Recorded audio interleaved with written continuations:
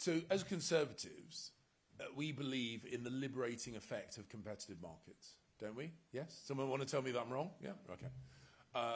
Unless, of course, it's CCHQ, in which case we run a monopoly, we exclude competition, we suppress the kind of the new starts and fast growth enterprises that might compete with the power base. I think we should probably stop doing that. I think we should recognise that no individual or entity within the party has a monopoly on good ideas. We should be willing to be challenged, and where functions can be better delivered through our cloud of support, whether that be affiliate groups, CPF, whatever, we should have the courage, the moral, not the moral courage, the intellectual courage to say, our members are smart people, we trust our members, maybe we should also trust their judgment every now and then. Thank you. Next question. So, right, we've got the lady here in this fourth row back, then we've got a gentleman just behind her, and there's two further back. We can get the mic to them as well. Right, so we start with you. Hi, James. Hannah Gray from Beckham and Penge. Nice to see you. A straightforward question, and I'm sorry, I'm going to put you right on the spot. Illegal immigration versus legal immigration. We had some very clear answers yesterday, and I'd wonder if you could just give us your view on that, please. Cool. Yeah. When you say very clear, if they were simple answers, they weren't answers. No, it really is as simple as that. If someone sits here in front of you and says, I will put a cap and that will work, and I will pass a law and that will work.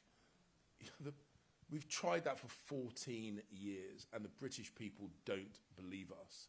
Trying it one more heave at sounding tough and under-delivering will kill us as a party. I got to the Home Office with a very clear brief. Stop talking tough, start delivering. The Home Office is doing it back to front, and it was killing us. So I downgraded the rhetoric, and I deported more people.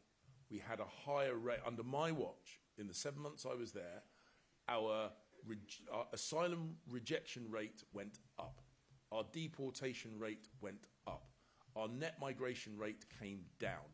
I gobbed off less and delivered a bucket load more. That's what gets us back into office. And anyone who sits here in front of you or on a stage, whatever, and says, the simple solution is to do this one thing, they either don't know what they're talking about or they hope you don't know what they're talking about. Thank you, James. Neither's good luck.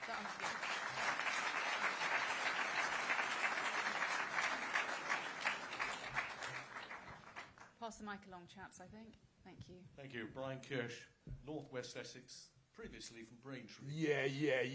Hello, James. Brief question. Do we need to talk about Nigel? Great question. Nigel would love us to talk about Nigel.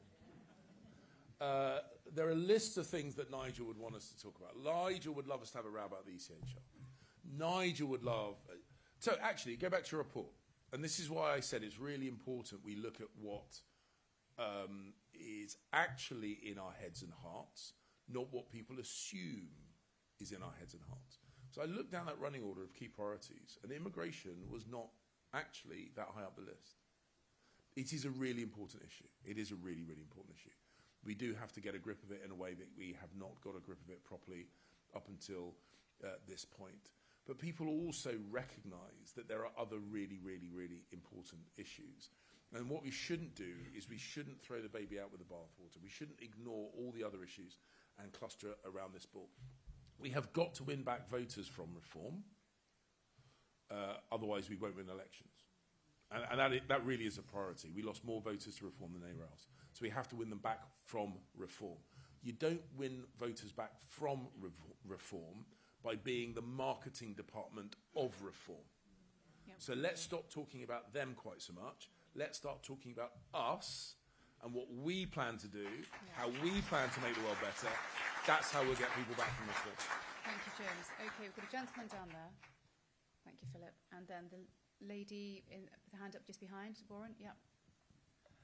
Hi, James. Alex Clarkson, former parliamentary candidate in Stevenage, and thank you very much for coming to support me. You certainly energised my campaign just when we needed it, so thank you.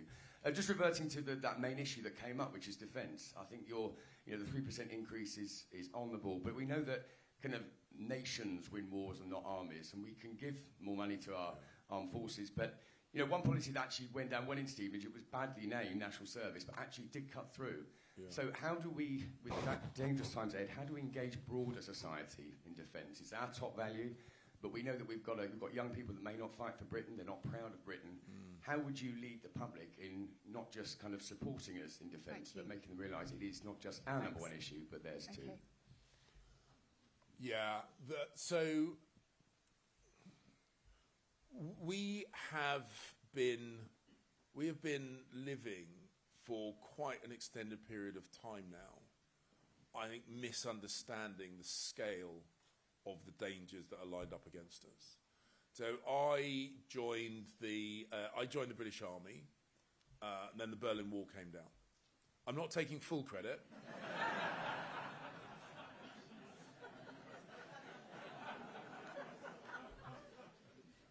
I'm just saying it's too much to just write off as coincidence. We then spent decades harvesting the peace dividend, and we've been harvesting that peace dividend for about 20 years too long, which is why our kit is not up to scratch, which is why our war stocks are not up to scratch. I'm a gunner, as many of you know. Our stockpiles of 155 artillery ammunition, large caliber artillery ammunition, is just nowhere near as big as it should be. So the reason I'm so committed to 3% of defence is because we have to backfill the spending that we haven't done properly over the last few decades under different governments. We have to get ourselves where we need to be in terms of new kit and equipment, and we need to demonstrate both internally and externally to our opponents and allies alike, we take our defence sector seriously. That then will pump prime our defence contractors, our defence companies, to actually start producing at scale. And once we take it seriously, actually, we would, ironically enough, it will reduce the likelihood that we will need to ask British people to take up arms. The guy, and again, this is not all about me, but I am the one on the stage at the moment. People assume that because I grew up mixed race in Lewisham, I got into lots of fights. I didn't, because I was the biggest guy in the room. People pick fights with people they think they can beat. When they don't think they can beat you, they don't pick fights. So let's make sure no one ever wants to pick a fight with us. Just to get back also...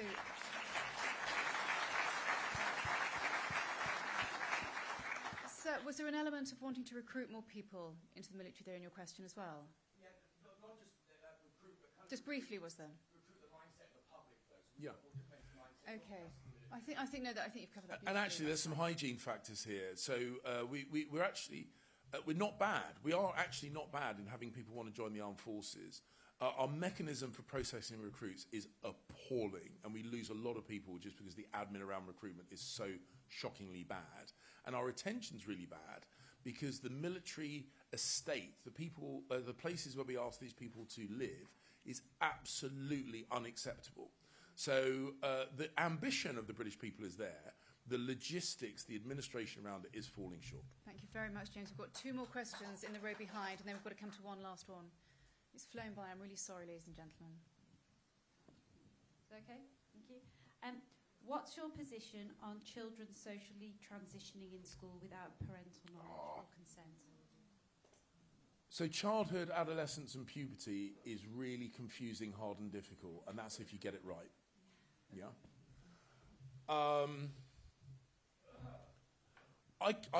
I clearly missed the memo when we collectively decided that children dictate to adults and adults don't teach children. Because that strikes me as a bit of a recipe for disaster. We know, and this is not a criticism, it's just a statement of biological fact. Human children are born with not fully developed brains. It's how we get an animal with a very large skull through the pelvic bone of a woman. But that's how other animals don't have this problem. Deer are born pretty much ready to rock and roll. And they are up on their feet within minutes. They are running within hours. Humans don't do that. So this was the biological trade-off that we made through evolution. We have big brains, but children are vulnerable and unfinished for quite some time. If we lock things in, particularly if we do things which are irreversible medically, because someone who is not yet fully formed is dictating to adults whose job it is in life and society and evolution to protect those as yet unfinished and precious creatures, we're screwed. Thank So you, let's stop James. doing that. I don't want to interrupt you.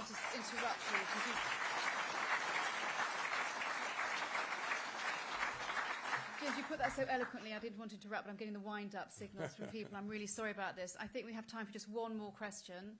The gentleman with the blue tie. Hi, James. As a young Conservative, I see day to day young people who are interested in politics but would never vote for us. They're always Reform or Labour, and I very rarely come across a person who is willing to vote for us. And by the next election, all these people will be on the electoral register. What are we going to do to get more people to vote for us? So, again, I think some of this is policy stuff. But as I say, before that, there's something we do need to get fundamentally right. I mean, we need to change quite fundamentally, and that's our kind of our tone, our collective corporate personality. I've said that one of the things that worries me is that we've drifted into the habit of being the grumpy party. Never been the nasty party. Don't believe that for a second. But we've slipped into being the grumpy party, dour, downbeat.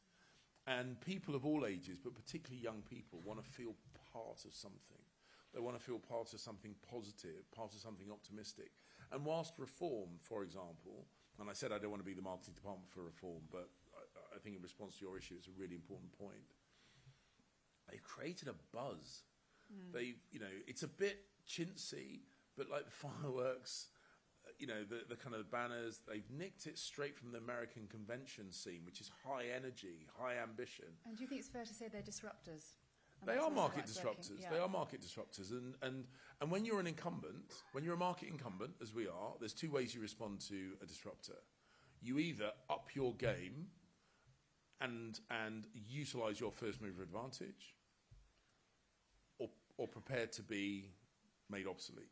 I have no intention of letting the party that I love and has given me so much become obsolete anytime soon. So we need to get more energetic, we need to get more upbeat, we need to get maybe a little bit more pizzazz, put the party back in Conservative Party, and that I think will win over young people. Ladies and gentlemen, thank you so much. Thank you very much.